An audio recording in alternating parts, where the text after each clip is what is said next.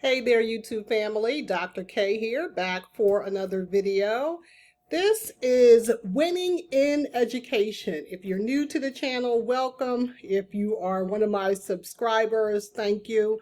As you know, on this channel, we talk all things winning. That could be you want to be new to the education game and figure out how to win, or you're in education and you're thinking about trying to move up and move into some leadership roles. Winning could also mean that I'm done with education and I am leaving the education game behind for good. So today we're kind of in an interesting vein. We are taking our winning in education definition loosely applied to this particular situation. And we're talking about this thing called educational leadership and ethical leadership. So as you know, or you may not know, here's a refresher. You guys know I am a current professor of ed leadership. I train and mentor principals in training as before they get into their assistant principal and principal positions. I'm a former principal, former teacher, all of that. So I know a thing or two about what it means to be an ethical leader. So I am off contract. If you watch my last video, you know I'm off contract for, I'm trying to get my necklace straight. I'm off contract for the summer. However, and I did tell my students this, they know I'm not going to be back on the job per se until August. However, I did tell my students who are still working, they're still working at their jobs, finishing up their internships. If a problem arises that is an emergency situation, do not hesitate to contact me. So this is the meaning of this video today. This is the subject of this video today. I got an email, a desperate email from a student, and I took some notes, but so I might be rambling a little bit in this video, but I wanted to get it up and out. The email from one of my students was from Young. She is under 35, 30-ish, African-American female. She is interning under a white male principal who is by all accounts on paper and my interactions with him outstanding. However, my student emailed me to say that she kind of caught wind of rumors in the building about a particular teacher, very favored veteran teacher, male teacher, who's been having inappropriate relationships with students. And she kind of brought this up to her mentor, you know, trying to be mentored about how do you handle these situations, rumor or not, what is our responsibility? And she was a little dismayed because her mentor principal, who I believe is very good friends with this veteran teacher, they're of the same age, they've been working at the school for the same amount of years, so they have a relationship, kind of poo-pooed it off and said, oh yeah, these rumors kind of happen all the time. You know, I'll look into it. But it didn't sit well with my student, luckily, because I have been hammering into my students this idea of ethical leadership, what it means to be an ethical leader, and you being an advocate for students. And sometimes that's going to be an easy job, and sometimes it's going to be a hard job because you may have to go up and buck the system. And this is one of those times where I'm thinking she will have to buck the system.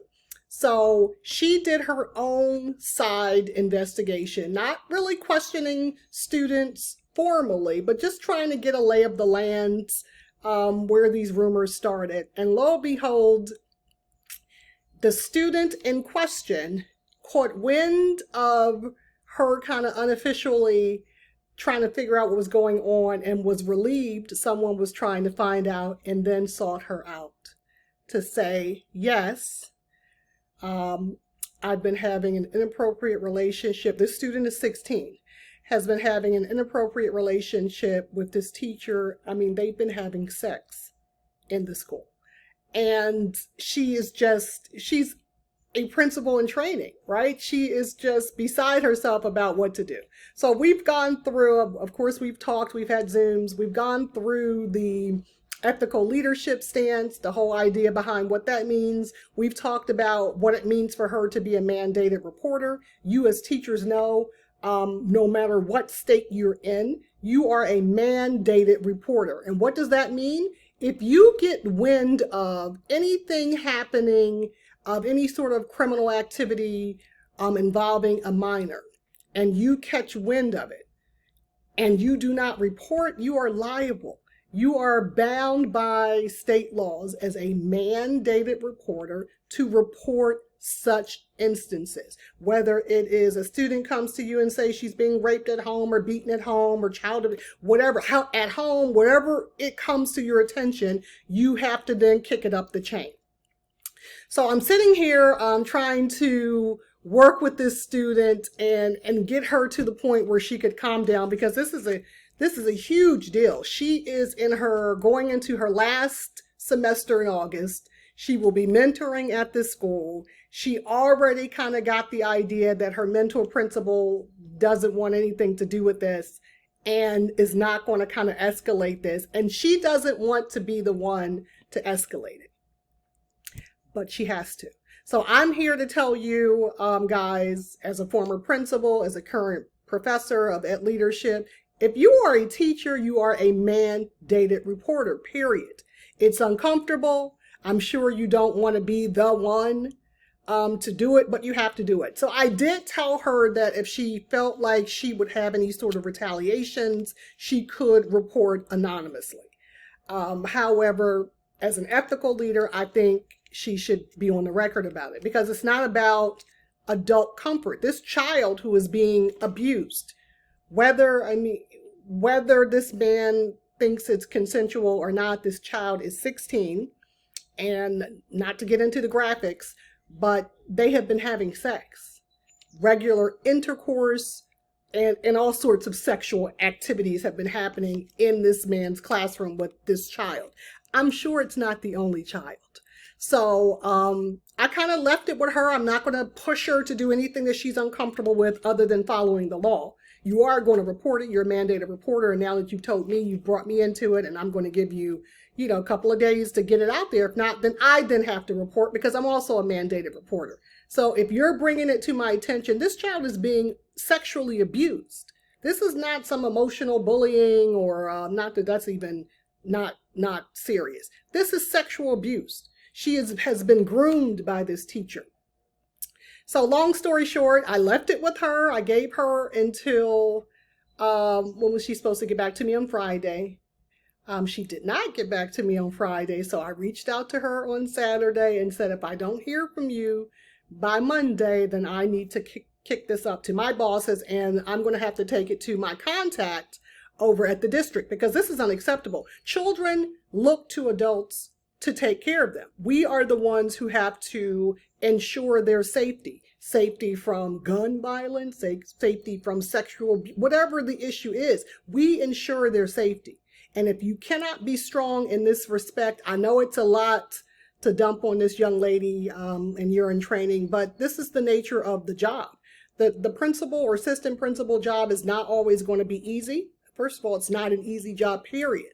There are going to be things coming up. Now, it's unfortunate that this has come up now in her tenure, right? But think about this child. This child came to you because she heard you were just kind of asking, unofficial questions, and she felt like you would be an ally. And for you to let her down at this point when she has confided in you, all of these graphic things that have been, can you imagine what this child, she's 16, she's a child. This child, the courage that she had to muster to even tell you what, she got back to me today. This is probably why I'm so fired up. So she got back to me, first sent me an email, asked for if we could talk, and we did a Zoom, and she was very emotional, and she said she was going to do the right thing. She's going to meet with the principal tomorrow. Whether or not he decides to escalate it, she has already written up her letter. She actually has a friend in her family who is a lawyer. So she contacted her lawyer and said if she needed to go to the police station, her friend would go with her, her family member would go with her, because it cannot stop. You cannot let a child come to you seeking help and then nothing happens. So I was very happy. and relieved to hear that she was going to escalate this and follow through with it. And I'm so sorry this happened to her, but I want to put this out there to you guys as teachers, as people thinking about becoming teachers, as teacher leaders, as teacher leaders looking to become future principals and assistant principals. Ethical leadership and being a mandated reporter, those are no-brainers. Those are non-negotiables. And it takes strength to do the right thing. So I found during my deep dive of trying to figure out how I'm going to help my student, I stumbled across this documentary on Hulu. Don't ask me how. When I get in research mode, I can find all sorts of things. I wanted to send her some articles that kind of help her build up her resolve and let her know that she wasn't alone and I'm here for you and, you can do this. And then I came across this documentary on Hulu. It's called Keeping This Between Us. It's a 4-part documentary. And of course, I'm going to link it below. It's expiring soon on Hulu within the next 10 days. So today is May 21st. So you have 10 days to watch it. By the end of the month, watch it. It is a documentary of a woman. She's in her, I want to say early 30s, maybe late 20s. And she is documenting her sexual abuse at the hand of her teacher when she was 16 or 17. And how that experience and that trauma has manifested in her life. And through her decision to do this documentary, as I said, it's a 4-part documentary, she has uncovered a slew, like the avalanche of young girls out there. She opened up a Google site, or I don't know if it was on Reddit, where she just put the question out there, has this ever happened to you? And she just got tons and tons and tons and tons of email responses. And in addition to that, she found out that the teacher who had been grooming her in high school, who she ultimately had sex with and had this relationship with, he groomed her to the point that she could not think, had also been having sexual relationships with other girls in her class, in her grade. And he had them all so trained that they were not talking to their parents or each other. And he was just having his way with them. So this documentary I sent to her, and she had already responded. She said she, binged watched it and felt much, much better. And then I followed up on some of the victims. They're not victims, they're heroes. These young women who are now in their early 20s who have been tracked down in this documentary. I followed up on some of their stories because you're like invested. Like, what happened to her? Did she press charges? And did he go to jail? So I will link the articles that I have found that support that documentary. And I think you need to watch it because sometimes as adults, it's not always easy to do the right thing by your students. It's hard. Particularly, and you'll see in this video, and even in some of these follow-up articles and newspaper clips, that these perpetrators, these men, they were being protected by fellow teachers, some of which who were female. The one particular teacher who is out of my Miami-Dade school district, he's married, has 5 children. His wife still supports him, and several young ladies have come out against him, having sex with them in a classroom and on class trips. And like, he's a model teacher, and everyone said, oh, he's such a great teacher. Yeah, he's a great teacher, so that he could keep up that facade, so that he can keep his predatory grounds open. So if he was a poor teacher, he would be fired, right? He has to be the best teacher there can be, so no one looks at him like he is the creep that he is. So this has been a very interesting last 48 hours for me. Again, I said a prayer for my students because I don't know. I'm being strong for her and kind of pushed her a little bit to do the right thing. But then I stepped back and thought, how would I have handled this? I would have been nervous as a principal if this was me, right? And this is, remember, she is a young teacher leader trying to move into this assistant principal role one semester away from graduation, working under this white male mentor principal who's great, right? But ethically, he sounds like he needs a refresher. So she has a lot of pressure on her, but I'm glad she's standing up and doing the right thing. And I just want to put it out there that we all should be doing that. Whenever a child comes to you in distress, or comes to you and confides in you that something is not happening right in their lives, you are the adult and you have to stand up and advocate for them. So that's it for now. That's my rant. I didn't take my normal notes, so I know I was all over the place. I hope you were able to follow along. Make sure you check out my descriptions. I'm going to have the Hulu documentary clip there so you can link that, as well as some of the articles I found to kind of follow up on the young ladies after the fact. And then I'm curious to hear from you. How does this happen in your school? Do you hear these rumors for, what's happening with, things happening in your schools? How are these things handled in your school? Has this happened to you or anyone you know? So talk to us in the comment section. I hope that you enjoy this video and feel like you can pass this along to someone who may need it. Don't forget to like it and don't forget to subscribe. Okay, guys, that's it for now. Take care.